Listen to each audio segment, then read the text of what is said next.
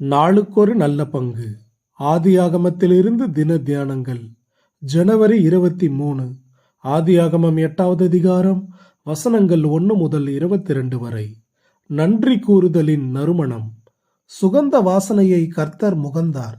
அப்பொழுது கர்த்தர், இனி நான் மனுஷன் நிமித்தம் பூமியை சபிப்பதில்லை.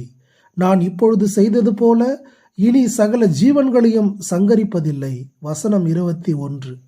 நோவா பேழையை விட்டு வெளியேறிய பின் செய்த முதல் காரியம் கர்த்தருக்கு நன்றி செலுத்தியதாகும். இந்த மனிதனுக்கு தேவனை கனப்படுத்துவது என்றால் என்னவென்பது நன்றாக தெரியும். சுத்தமான சகல மிருகங்களிலும் சுத்தமான சகல பறவைகளிலும் சிலவற்றை தெரிந்து கொண்டு அவற்றை பலியிட்டு கர்த்தரை தொழுது கொண்டான். ரட்சிப்புக்கு பின்னாக நாம் செய்ய வேண்டிய முதல் காரியம் அவரை தொழுது கொள்வதுதான்.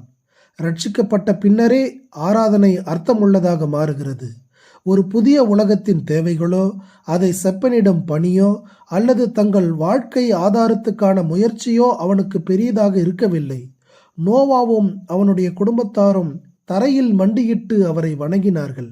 என்னே ஒரு அற்புத காட்சி! தேவன் நம்முடைய வாழ்க்கையிலும் பிரதான இடத்தை பெற்றிருக்கிறாரா? இதுவே நமக்குரிய அழைப்பாகவும் இருக்கிறது. சூழ்நிலைகளை பாராமல் அவருக்கு நன்றி செலுத்த வேண்டும். இதுவே தேவ சித்தமாகவும் இருக்கிறது. நன்றி செலுத்துவதன் மூலமாக நாம் தேவனுடைய ஆசீர்வாதத்தை அங்கீகரிக்கிறோம். நாம் நன்றி செலுத்தும் போது தேவன் நம் வாழ்க்கையின் மையமாக இருக்கிறார் என்பதை அறிவிக்கிறோம். நம் வாழ்க்கை அவருடைய கட்டுப்பாட்டிலேயே இருக்கிறது. நம் தேவை அனைத்தையும் சந்திப்பதற்கு போதுமானவராக இருக்கிறார் என்பதையும் தெரியப்படுத்துகிறோம். ஆகவே நாம் மெய்யாகவே தேவனுக்கு நன்றியுள்ளவர்களாக வாழ்வோம். தேவனற்ற இந்த உலகம் என்ன செய்கிறது? அவர்கள் தேவனை அறிந்தும் அவரை தேவன் என்று மகிமைப்படுத்தாமலும் ஸ்தோத்தரியாமலும் இருக்கிறார்கள் என்று ரோமர் 1:21 பவுல் அவர்களை குற்றம் சாட்டுகிறார்.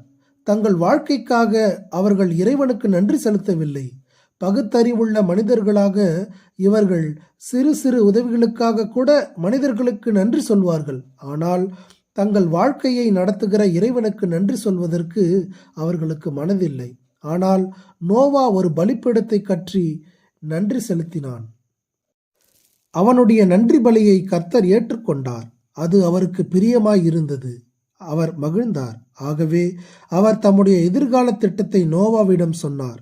இனி ஒருபோதும் நான் பூமியில் வெள்ளத்தை அனுப்ப மாட்டேன்.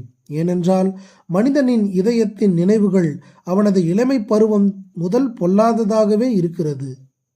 வெள்ளம் அவனுடைய இருதயத்தை மாற்ற முடியாது. அழிவு அவனுடைய மனதை மாற்றாது. இவ்வாறாக கூறி உலகத்தின் மீட்புக்கான வேறொரு புதிய வழிக்கு அடித்தளம் போட்டார். ஆதாமுக்கு வாக்களிக்கப்பட்ட மேசியாவின் புதிய வழியை மறைமுகமாக அறிவிக்கிறார். நோவாவின் செயல் கிறிஸ்துவை பிரதிபலிக்கிறது. கிறிஸ்து நமக்காக தம்மை தேவனுக்கு சுகந்த வாசனையான காணிக்கையாகவும் பலியாகவும் ஒப்பு கொடுத்தார். மகிழ்ச்சியுடனும் தியாகத்துடனும் விருப்பத்துடன் கிறிஸ்து நமக்காக தம் ஜீவனை கொடுத்தார். பிதாவே, உயிரை கொடுத்த உம்முடைய குமாரனை உண்மையாய் அன்பு கூற உதவியருளும். ஆமேன்.